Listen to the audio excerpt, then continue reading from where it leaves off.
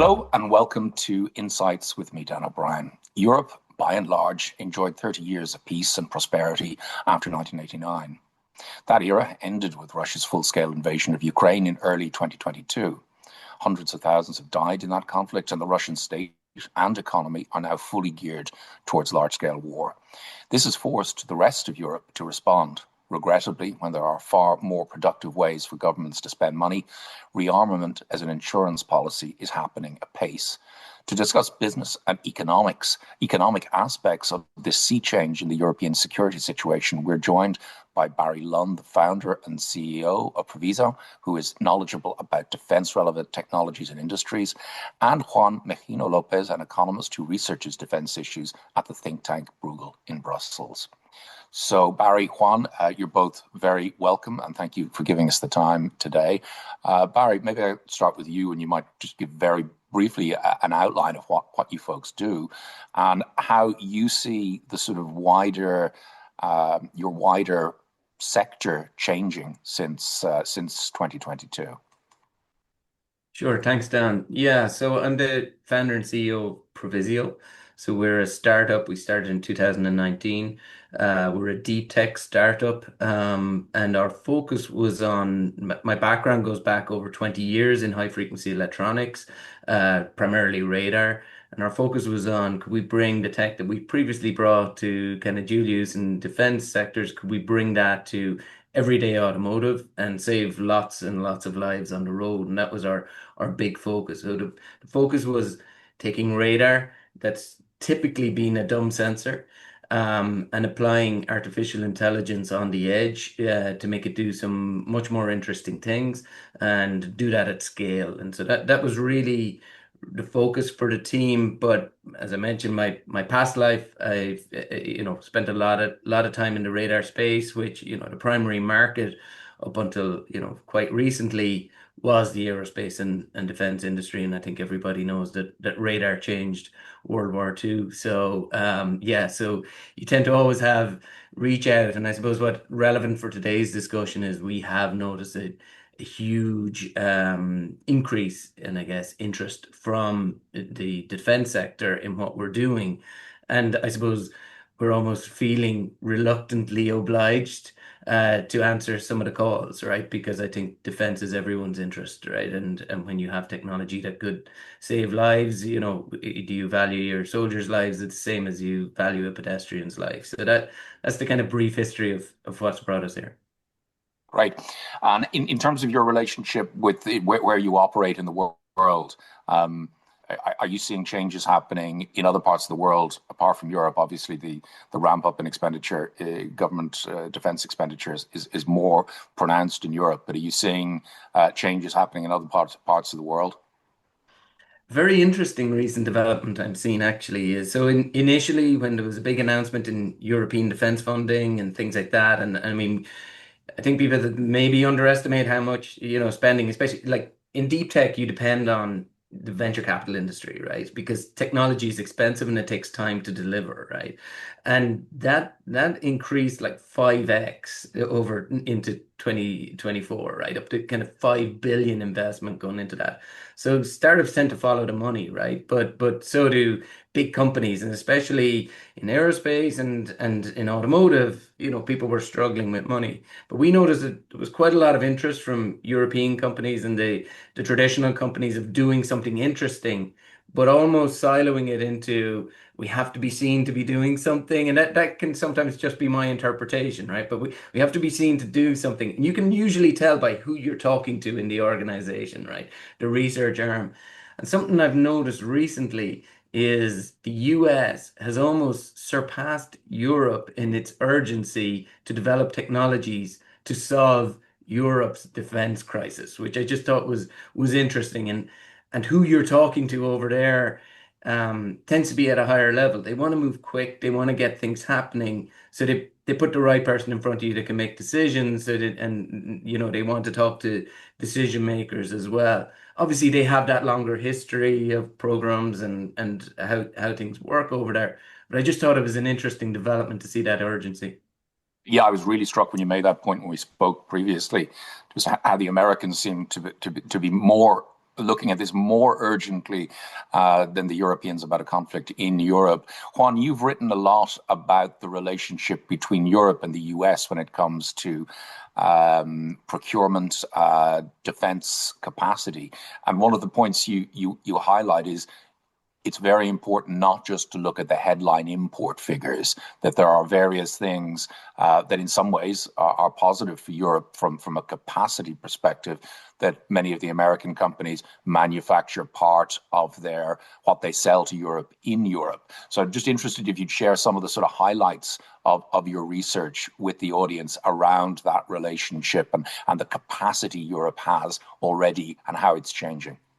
Exactly. So just to emphasize the point that Barry mentioned about the radar has also changed for us as economists. So I can tell that Bruegel, the other main think tanks in Brussels, the same. Defense wasn't a topic even like 3 years ago. The war in Ukraine has changed everything. The shift in the transatlantic relationship has also changed everything, and that's probably why we are here talking about these points. So yeah, going to your question. So indeed, looking at the imports of weapons, for example, like using the classical numbers that economists use, like trade statistics, is not the best way of looking at the trade dependencies or military dependencies from the US. This is for different reasons. So when we look at imports, first we are looking at the published data, the disclosed data. So of course there is a point of confidentiality between the governments that are not reflected in the numbers. This led back in the day to basically wrongly interpreted data from public institutions, from like important reports. At Bruegel, we did our job looking at these numbers, and we showed that when we look at the overall like imports from the US, the dependency in volume is not huge. So it's like for some countries around 20%. For countries like Poland, it's much higher. We have analyzed the procurement from like the main European countries, so France, Germany, the UK, and also Poland, and we observed that for like with exception again of this country, Poland is procuring most of their equipment from the US and also from South Korea. But in the case of Germany, the UK, France, the procurement is either procured domestically to the national companies, or is procured to joint ventures, collaborations between the domestic countries mostly, and then, in this case, the US. And this is great because, as you mentioned, Dan, this increases the production capacities, the capabilities, the technology transfer to Europe. But of course, we still have that dependency. And we have also studied the main like foreign military sales of the US, which traditionally have been going to either the Middle East or Asia and the Pacific.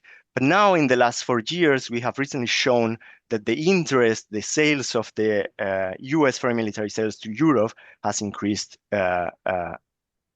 like sufficiently, like I wouldn't say exponentially, but by a lot. So of course, this also shows the dependencies.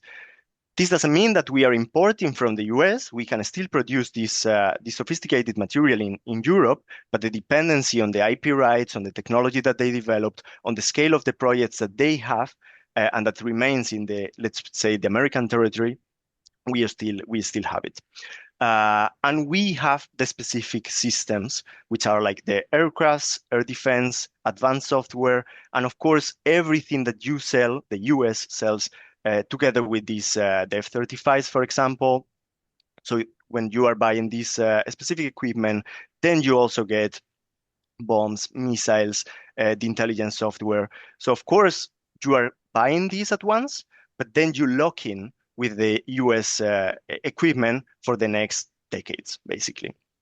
So yes, we can produce part of it in Europe, but still we are relying on them for the provision of the software updates, for the provision of the missiles, etc. So this wouldn't be a problem if the transatlantic relation is stable and we can actually trust the US that this is actually not going to stop, etc. But we have seen, as I mentioned in my introduction, a significant shift in the US position of the transatlantic relationship. And for that, I just need to point to the J.D. Vance's speech in the Munich Security Conference. And of course, we have also seen examples in Ukraine with the US stopping the provision of intelligence services or even air defense equipment to this country.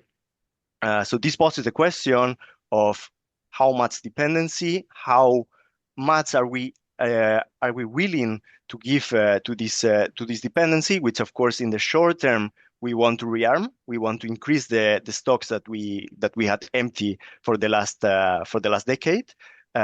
So for that we need of course the US, but also we need to increase the production capacities of Europe, and as Barry was mentioning to some extent as well, the innovation capacity, the development of projects at the European level, and given the important shift changes in the warfare as the war in Ukraine is showing, so the great innovations that we are seeing, the change in the nature of warfare, so this will be a matter of the main contractors, both in the US and Europe, it applies the same, but also startups that are capable, basically innovate much quickly, and they are able to change according to the speed that the conflict requires, right? Great. Barry, just on that subject of innovation, you're obviously an example of an Irish European company that's innovated very successfully. What's your sense? There is a general sense, I suppose, that Europe doesn't innovate nearly as well as the US. I think that's exaggerated, but I'd just be interested to get your sense from the areas that you're familiar with. Is there a big gulf in terms of the amount of innovation? And then sort of another question on that. I know people in business often don't want to get involved in sort of political issues, but just if it's affected the change in administration in the US, has that made doing business for you any more difficult? If you want to field that one, fully understand if you prefer to avoid politics, if you'd prefer not to go there. Yeah, so I guess in terms of first on the general question of innovation, for me, innovation is where ideas hit marketplaces, right? And we've never lacked ideas in Europe. In terms of research, we're up there with the best in the world, et cetera, et cetera. It's the intersection with the market bit that we've always kind of struggled with. I think that's where the US and like, let's not forget money, right? How they apply money. And it's a completely different world, right?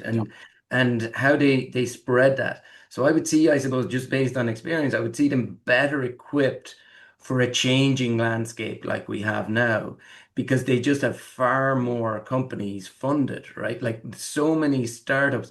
Like I always saw that as, especially in my previous life in other companies, was the biggest struggle for European companies in the US was they were funded before they opened their doors at the start of the year, and every commercial project they did after that was a bonus, right? Whether it's SBIRs, whether it was DARPA, all these different programs, and they tend to fund lots of small ideas. So I think, it's easy to be innovative and have all these great ideas, but if you can't turn it into something and turn it into something quickly, and I equally have seen them kind of move quickly as well with trends, especially, as warfare changes. I just think that adoption changes a bit quicker, right? So my worry, I suppose, with funding that's going into Europe right now is there's a lot of what I would consider fairly stagnant European aerospace and defense companies that have been building product for quite a long time that really want to help people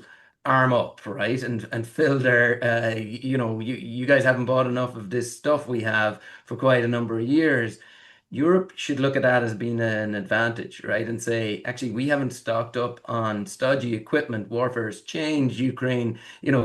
Drones and digital changed everything, right? It really comes down to that. And AI is just an application that sits on top of that makes them even scarier, right? But things like that. So, if you even just take MySpace radar, right? Traditional radar for the defense industry, and there's lots of them made in Europe, right? They're big machines focused on identifying aircraft, incoming missiles, and things like that. Swarms of drones aren't like that, right? Like low cost DJI drones, that needs a completely different way of thinking. And equally, you need a hell of a lot more of them, right? So do you really need more $100 million radars, or do you need lots and lots of $100 radars, for example, and protect your critical infrastructure? That's where I think we have to be a bit more creative. Everything just takes a little bit longer here, right? Like if you compare working with DARPA, for example, versus working with the EIC, who I've worked with in the past and fantastic experience. The experience And once you're in sorry, is Barry, just explain to people and me too, DARPA and the other acronym you use there. Yeah, so DARPA is the big defense program in the US, that funds everything from small ideas through, and they do very quick turnaround on that through to big programs, right? It And would have that's a been federal government budget. it is, Okay. exactly. And it actually, the autonomous vehicle industry came from that. It was a DARPA Okay. challenge. Can you drive across the US, right? And literally a LiDAR industry it came up overnight. So it started as a small program that accelerated very quickly. In Europe, we've got European Innovation Council and the funding that's spread there, who now, have adopted some of their funds over into the European Defence Fund and things like this. So what tends to happen is so me as a startup, right? I'm looking at as a deep tech startup, I need some of that money, right, in Europe, okay? And now it's just moved over and being put into an EDF fund, right? So what would have previously funded, just technologies like ours for automotive, now you actually have to have some level if you're going to, because the pod didn't really get any bigger, it just shifted around a little bit. So I think that just tends to move just a little bit slower in terms, and they're always trying to improve it, and they're always trying to, but that's just the nature here. Equally, then, when I was involved with programs in the US, and worked on a bunch of stuff, the big guys were always watching what was going on in that, and they were obliged to, right? They by their funding structure as well was you had to be innovating, you had to be in Silicon Valley, you had to be in LA, you had to be doing interesting things. And so when I would have, previously shown a product in the US, the biggest risk you had with a new technology in the US was they'd call you out and buy it, right? That was Yeah. that was usually my thing. Are we ready, right?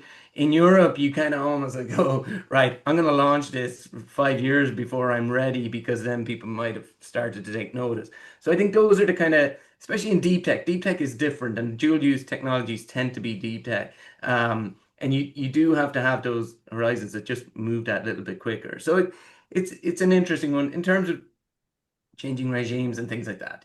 Like again, deep tech, you've got to be patient in this space, right? It tends to outlive the life cycle of a president, for example, and things like that. And you do have to make decisions early. And there's always opportunity when things are like that, right? But what we are seeing in our sector in automotive is you are seeing traditional European tier ones are struggling, right? It's public knowledge, Bosch, Continental, these type of companies, they are struggling. And so you will see they will start to look at these markets as well and become very interested in defense, because this is a way we can sustain the kind of the Germanic centered automotive industry, is if again we can reapply that. And I guess the question is that the best use of resource, or should we be looking at, doing things differently? Well, in terms of, Barry mentioned the European Defence Fund there, and to some extent that point, it simply moved money from one area to the other. Have you thought about just the quantum of money that's being spent both at EU level and at national levels? Do you think it's sufficient, or is it happening too slowly? Uh, well, I have to say that I mean it could happen faster. So we have analyzed the rearmament of these main European countries. We are still far from the capabilities that we need to actually face the Russian threat without the US. So that's the first point. The second point is it's still not enough, but we are getting there. And this primarily links to one point that Barry was mentioning, was the market fragmentation in Europe. So most of the European governments, they procure the military equipment domestically, as I mentioned before. This means that even if you pay a higher price, even if you are buying not the most efficient product, you still procure it domestically for security reasons, for national, like historical reasons. But this translates into the problem of scale. The national champions, even when they are national champions, they are too small. So that's the first point, and this is intrinsically linked to the DARPA point that Barry was mentioning. So both at the domestic level, we cannot compete with the US because they are a much larger economy, and they also have a much larger defense budget. That's the second point. The second point for Europe is at the European level. We cannot compete either because first we have a legal constraint. So the European Union has like this budgetary constraint that you cannot finance directly the purchase of weapons, for example. And in the case of Ukraine, we have used the European Peace Facility to indirectly fund like the countries supporting Ukraine, but we have faced these legal constraints. And then the second point that this related to the defense market, but to the overall market in Europe, is the market fragmentation again, but now for the capital markets, for the banking union, for example. So it's way more difficult in Europe to actually attract the capital than in the US because our market capitals are much smaller, and you need to deal with 27 administrations. And there are projects to deal with this, but still every single year we can hear that the capital markets union will happen, the banking union will happen, but still we are not there. And there will be a report next year, but okay, we don't reach the point when we finally can keep the innovation in Europe, and innovators like Barry can stay here and they don't go to the US to actually find the money. And you can see this also in the overall research with thousands of European researchers being at the top US universities, getting the awards there. Because of course we have the educational levels here, we have a lot of innovation here, but we are lacking the scale and the union to actually don't miss these opportunities and avoid them going to other countries where actually the opportunities are like they attract these opportunities and they actually make them happening, right? And then the other important point is the change in innovation. So as Barry pointed out, is the things are changing very fastly. AI is complementing these technologies, but the mere fact that we are using the drones is a game changer. We are using them together with the traditional stuff like tanks, howitzer.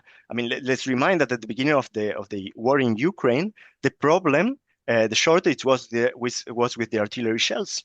Who could have thought that we were actually we would be using the artillery shells and the howitzer, the traditional but more modern versions of the howitzers, and a part of this procurement should be going here.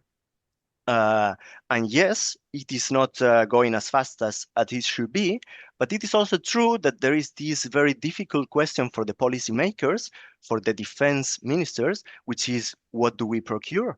Because maybe you are buying now, you think that you need tanks, howitzers, but in a couple of years' time, they are outdated.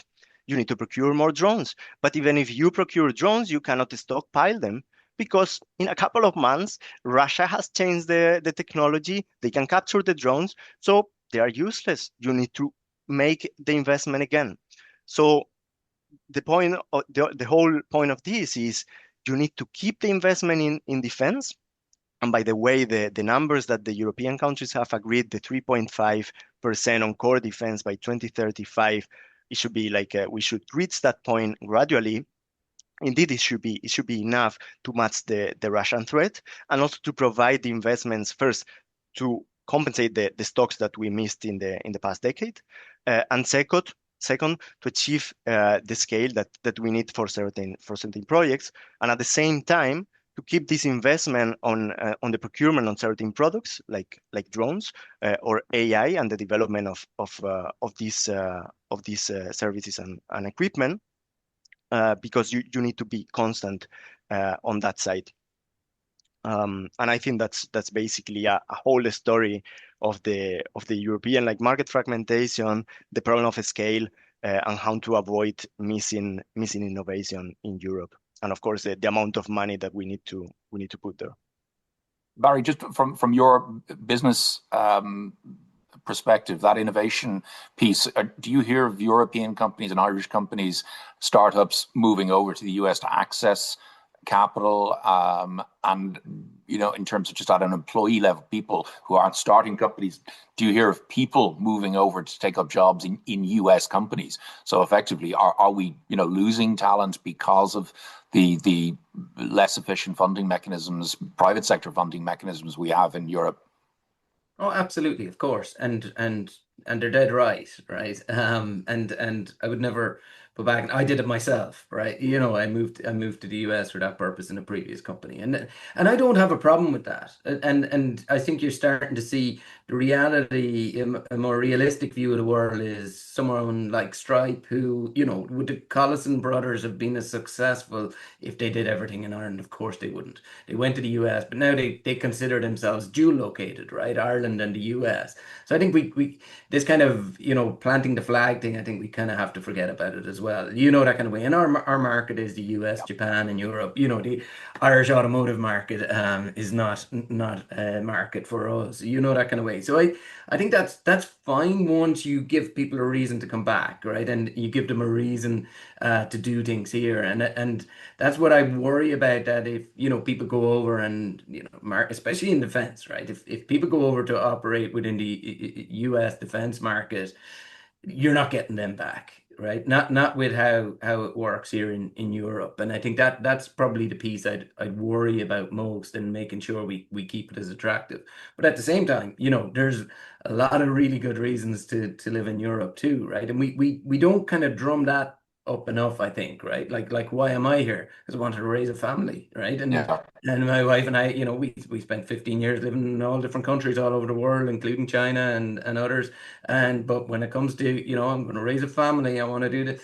You want to do it. It is a good place to start a business. It's a really good place, but it's not the market. So I think Europe kind of has to look at that, and can Europe be the market? And I think Juan's point was really interesting there about you know, the regional basis of it, right? And you do worry, is the investment to prop up the German economy, or is Yeah. it to improve our defense systems, right? And you just have to kind of think about it that way. And I think as well, I think we've got to think in a deterrent zone rather than, I don't think European countries or the EU are ever going to go and start a war, right? So we've got to start thinking, I think, more in deterrent. And I think the deterrent, we've referenced it a few times. How do you prevent these drone attacks? How do you prevent these cyber attacks? They're the things like that can bring our, companies to their knees. I mean, Jaguar Land Rover, can't ship any vehicles right now because of a cyber attack. Like that to me is equally scary, because you bring the economy down, everything goes to hell, right? Wars can tend to be in small zones, but we've got to be careful on that stuff. But yeah, money talks, right? There's more money in the US. It's there. If we can get it deployed here quicker and into new innovation, more people will stay in Europe. And on that, the cyber risks, like obviously not to give anything away. We've a very varied audience listening here, and it will be public. But in terms of how much time you worry about being of cyber attacks on your own business, either by non-state criminal actors or by state actors, is that something that increasingly ties up time and money for you? Yeah, and it's quite funny. We would be very system orientated within the company. We're ISO certified for cybersecurity, right? And that actually, Enterprise Ireland in Ireland co-fund that type of activity as well, which I think is very progressive, right? But when you talk to investors and things like that, that's not a question they ask you, right? But it's starting to be. So I think that's where we've got to be proactive. So absolutely, we see that as being critical. The other thing is, like, we're an AI company, right? So in terms of we build our own neural nets, our own models, all of that fun stuff. How we protect that data is super critical, right? And too many companies I've seen have been a little too blasé about that as well, in terms of, plugging into a chat GTP or whatever. Every pipe into our company is one way, right? There's Okay. nothing going back out. We have our own neural net. We train our own systems. We all have our own large language model, but it isn't. It's internally housed, right? And I Okay. think Yeah. that kind of level of paranoia probably comes from my past experience and where I've worked and that side of things. And I think too many people just completely underestimate that. Okay, that's really interesting. Juan, just coming back to where Europe imports weapons and hardware from, you might just give a little bit, Korea, how important is that? Some of the other countries, and also then that relationship with Ukraine, as Barry was saying, drones and digital have changed, transformed things. Is Europe working with Ukraine in terms of developing a capacity in Ukraine to build with a view to Ukraine selling drones to countries west of it? Yeah, exactly. So I mean, on the point of the European imports and the cooperation with other countries, so now it's mainly the US. So that's the first partner. Then in the case of Poland, they've also purchased substantial equipment from South Korea. And of course, there is a third actor, which is often providing, like in the case of software services, intelligence services, and then also like some components like missiles, rifles. That is Israel as well. So I would point these three main actors outside Europe as the main military partners. So this on the foreign side. In Europe and the cooperation with Ukraine, there has happened basically the so-called Danish model. That is, instead of procuring the weapons in Denmark, Denmark has tried to basically build the production capacities in Ukraine, also for the Danish the companies, but to produce them locally in Ukraine. An interesting part of this is that it has increased the production capacities and the defense capabilities of Ukraine. So now Ukraine produces way more artillery shells, like the replacement needs for like the artillery in general, for tanks, the drones. So the production capacities for drones of Ukraine are huge. Now I don't remember the numbers, but I think the goal for Zelensky was more than 1 million drones produced per year. I'm talking by memory. But the bottom line of this is Ukraine has been able to develop in a matter of 3 years a huge military industrial base, to actually provide Ukraine with the capabilities they need. Not with all of them, of course. So the support of the other European nations and the US is still keystone, but they can produce it. And the second point important point of the production capacities in Ukraine relates to the rest of Europe. So once we reach, hopefully soon, a peace in Ukraine with Russia, Ukraine will actually be like one, as a co-author at Bruegel called it, like Europe's affordable arsenal of democracy. So the arsenal that Europe can use for like the industrial capacity to produce the military equipment. The reason is that, well, first, when you are at war, you move to a war situation, to a war economy. So you can produce way more. You dedicate most of the resources of your economy to these industrial capacities. And the second is that your purchasing parity decreases substantially. So of course, for Ukraine or even for Russia, it's much cheaper to produce the tanks, the drones, etc., than you would face in a developed economy like Spain, Germany, Italy. So the production capacity, the resources you can use is much more. So for each euro you spend there, you get much more than in other countries. And of course, that increases your competitive advantage in the sense of like the military defense industry as well. So you can create this conglomerate of production at the Ukrainian level, but also at the other European nations. And of course, we have increased the strength of the overall production base. Perfect. Great way to conclude. We're at the 45-minute mark. So thank you both for joining us. Thanks to the members who tuned in. I hope you found it as interesting and insightful as I did. And have a good afternoon to everyone. Thank you. Bye-bye.